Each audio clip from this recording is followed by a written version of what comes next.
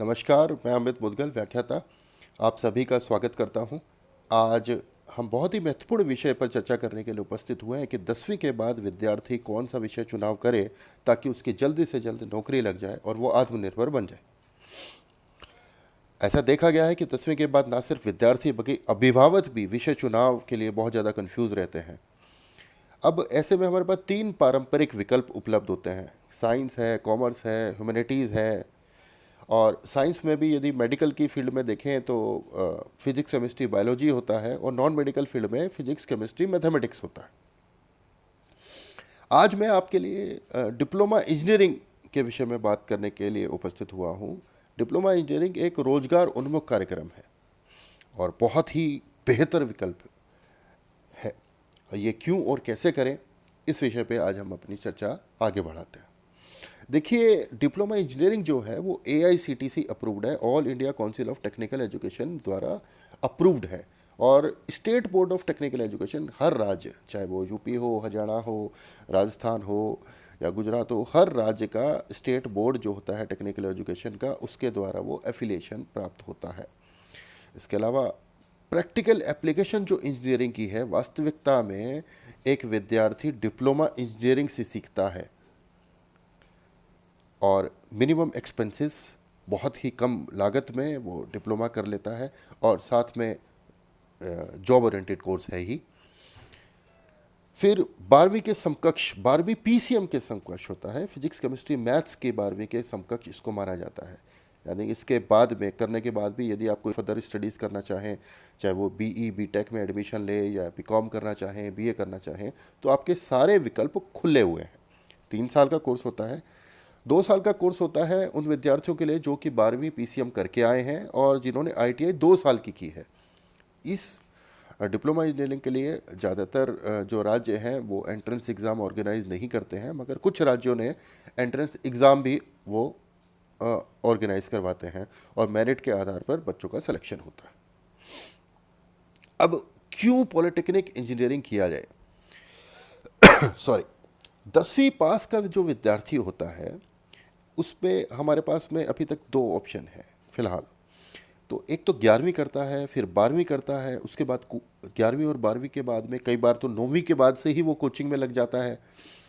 और उसके बाद में यदि वो सेलेक्ट हो जाता है तो 4 साल का BE BTech का कोर्स होता है। उसका टोटल ड्यूरेशन जो होता है वो 6 साल का होता है। मगर यदि वो सेलेक्ट नहीं होता कोचिंग भी करने के बाद, 11वीं और 12वीं करने के बाद, तो वो 1 साल का और प्रयास करता है और 1 साल में भी नहीं होता, 2 साल का प्रयास करता है। और ऐसा देखा गया है कई बार प्रयास में सफल ना होने के कारण वह कई बार अवसाद में आ जाता है या फिर विषय ही अपना बदल देता है। और 12वीं के बाद एक और डिसएडवांटेज है कि उसकी जो जॉब है वो गारंटेड नहीं है। मगर यदि डिप्लोमा के विषय में आप देखें तो 3 साल के डिप्लोमा करने के बाद में उसका सबसे पहला तो विकल्प है कि यदि वो फर्दर स्टडीज़ करना चाहता है तो डायरेक्ट उसको सेकेंड ईयर BE BTech में लेटरल एंट्री के थ्रू प्रवेश मिल जाता है। यानी कि 3 साल उसका डिप्लोमा का हो गया, 3 साल उसका इंजीनियरिंग के लिए हो गया, तो टोटल ड्यूरेशन उसकी 6 साल। अब प्रैक्टिकल एक्सपीरियंस भी होता है, तो क्योंकि उसको प्रैक्टिकल एक्सपीरियंस है तो जितनी भी प्लेसमेंट कंपनियां आती हैं वहाँ पे उसका अपर हैंड होता है। तो he is definitely having added advantage. अब इसके अलावा जॉब ओरिएंटेड, यदि डिप्लोमा के बाद वो नौकरी करना चाहता है तो जूनियर इंजीनियर चूँकि वो बन ही चुका है तो वहाँ पे भी वो नौकरी कर सकता है। अपना खुद का कार्य कोई शुरू करना चाहता है, एंटरप्रेन्योर बनना चाहता है, तो वो अपना काम शुरू कर सकता है, दूसरों को भी साथ में अपना रोजगार दे सकता है। तो ये बहुत ही बेहतर विकल्प यहाँ पे उपस्थित है डिप्लोमा के रूप में। अब यदि डिप्लोमा की फ़ीस की बात करें और उसका कंपैरिजन करें 12वीं PCM से, तो बहुत ही ज़्यादा आपको डिफरेंस देखने को मिलेगा। यदि 12वीं PCM एक नॉर्मल से अच्छे से स्कूल में, खासकर प्राइवेट स्कूल में यदि हम देखें तो फीस जो होती है 80 से लेके 1,20,000 तक कम से कम होती है। तो यदि 2 साल की देखें तो 1,60,000 से लेके 2,40,000 तक की आपकी कम से कम फीस लगती है। मगर यदि डिप्लोमा में देखें, एक बहुत ही बेहतर इंस्टीट्यूट यदि आप देखें तो उनकी भी फीस यदि देखें तो 36,000 पर सालाना लगती है। यानी कि 3 साल यदि डिप्लोमा का होता है तो 1,08,000 में आपका डिप्लोमा पूरा हो जाता है। और टोटल डिफरेंस यदि देखें तो 50,000 से लेके 1,30,000 तक। देखिए यहाँ पर मैंने कोचिंग का फ़ीस आपका नहीं जोड़ा है, यहाँ पे आपका जो 11वीं 12वीं में बच्चे ट्यूशन करते हैं उनकी फ़ीस नहीं जुड़ी है।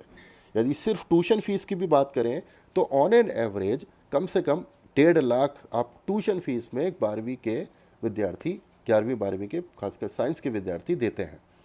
और यदि कोचिंग की बात करें तो आजकल की कोचिंग 2 लाख या 2.25 लाख के बीच में आपका 1 साल का खर्चा आता है, तो यानी कि 4-4.5 लाख। यदि इसमें 2.5 लाख या 2 लाख और ले लेते हैं, 4 लाख 6 लाख आपके 2 साल में लग जाते हैं। और आना वही है, आपको करना इंजीनियरिंग ही है। और अच्छे इंस्टीट्यूट में आप डिप्लोमा के माध्यम से भी जा सकते हैं। तो यदि आप देखें इन दोनों में डिफरेंस क्या है, डिप्लोमा इंजीनियरिंग का इतना मैं बात कर रहा हूँ कि क्या कारण है, तो देखो डिप्लोमा करने के बाद एक तो विद्यार्थी एलिजिबल हो जाता है किसी भी नौकरी करने के लिए, वो जूनियर इंजीनियर कहलाता है, जॉब गारंटेड हो जाती है उसकी। और हमारे इंस्टीट्यूट जैसे बिरला टेक्निकल ट्रेनिंग इंस्टीट्यूट की बात करें तो यहाँ पे 100% विद्यार्थी डिप्लोमा करने से पहले उनके हाथ में नौकरी आ जाती है। यहाँ तक कि इस बार लॉकडाउन में भी हमने यहाँ पे कम से कम 70 विद्यार्थियों की नौकरी लगवा दी है। तो ये एक बहुत, क्योंकि डिप्लोमा इंजीनियरिंग एक अपने आप में जॉब गारंटी तो है ही, साथ में स्किल्ड विद्यार्थी निकालता है, टेक्निकली स्किल्ड बच्चा हमारे पास से निकलता है। मगर यदि आप 12वीं में देखें तो कोई एलिजिबिलिटी नहीं है, जॉब की कोई गारंटी नहीं है और कोई भी उसको स्किल नहीं प्राप्त हुई है, वो अभी भी कॉलेज ढूंढने में लगा हुआ है। अब यहाँ पर ऑप्शंस बहुत ज़्यादा आ जाते हैं। आप यदि डिप्लोमा करने के बाद पढ़ाई करना चाहते हैं, आपके पास सारे अवसर खुले हुए हैं। इसके अलावा आप नौकरी कर सकते हैं, इसके अलावा आप खुद का काम भी कर सकते हैं। अब आप कितने मज़े की बात है कि बच्चा मान लीजिए 10वीं का 16 साल में 10वीं करता है तो 18-19 साल में वो अपना खुद का काम कर रहा है, 18-19 साल में वो नौकरी करने लग गया है। ये बहुत ही खूबसूरत विकल्प है यदि देखा जाए तो। अब एडवांटेजेस क्या है डिप्लोमा इंजीनियरिंग के, कि हिंदी माध्यम के विद्यार्थियों के लिए भी इंजीनियरिंग पाठ्यक्रम पढ़ना बहुत ही आसान हो जाता है। देखिए कई हिंदी माध्यम जो 11वीं 12वीं में करते हैं उनके लिए इंजीनियरिंग करना या मेडिकल करना, उसमें अंग्रेजी विषय के कारण उनको बहुत ज़्यादा समस्या आती है। मगर डिप्लोमा के 3 साल में यदि वो रहता है तो वहाँ पे उसको हिंदी विषय और अंग्रेजी विषय इस तरह का तालमेल हो जाता है और उसको इंजीनियरिंग की बारीकियाँ समझ में आ जाती हैं, क्योंकि प्रैक्टिकल एप्लीकेशन वहाँ से वो सीख लेता है। तो आगे यदि वो फर्दर स्टडीज़ भी करना चाहता है तो उसके लिए बहुत आसान हो जाता है।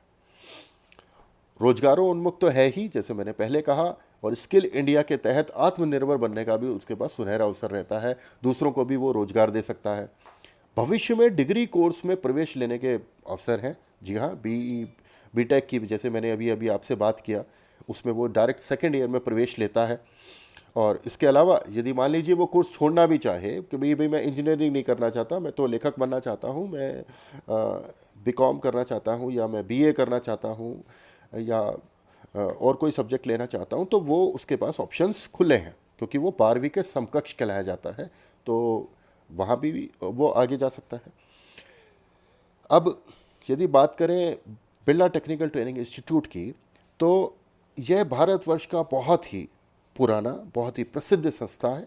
Board of technical education Rajasthan द्वारा मान्यता प्राप्त है और AICTE द्वारा मान्यता प्राप्त है। हम 4 विषयों में डिप्लोमा ऑफर कर रहे हैं: computer science engineering, mechanical engineering, electrical engineering और इलेक्ट्रॉनिक्स इंजीनियरिंग। और अधिक जानकारी के लिए आप QR कोड स्कैन कर सकते हैं या हमारी वेबसाइट www.bttipilani.ac.in पर संपर्क कर सकते हैं। आप सभी डिप्लोमा इंजीनियरिंग करने के इच्छुक विद्यार्थियों का हम हार्दिक स्वागत करते हैं। आप लोगों ने सुना, अपना समय दिया, बहुत बहुत धन्यवाद।